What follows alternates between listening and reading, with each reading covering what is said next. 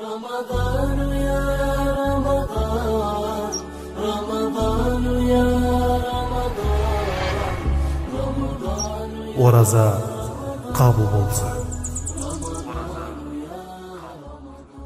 بسم الله والحمد لله والصلاة والسلام على سيدنا رسول الله وآله وصحبه ومن والاه وبعد. السلام عليكم ورحمة الله وبركاته.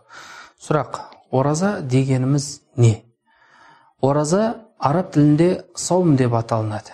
Яғни саумның тілдік мағынасы барлық нәрселерден тыйылу дегенді білдіреді.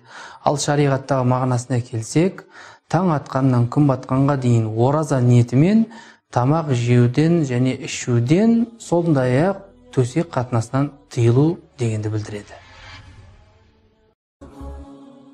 Оразаның үкімі не?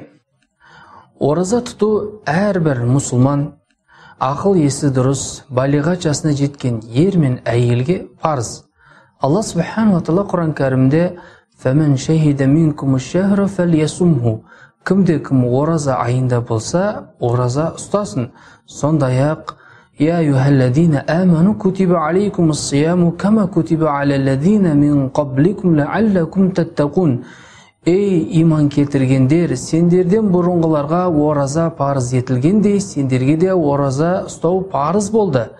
Мүмкін тақуа боларсыңдар дейді. Сондай-ақ пайғамбарымыз саллаллаху алейхи вассалам өзінің мұбарак хадисінде исламның 5 рүкінінің бірі ретінде Рамазан айында ораза ұстауды атап өткен. Сонымен қатар бүкіл үммет оразаның парыз екеніне бір ауыздан келісті.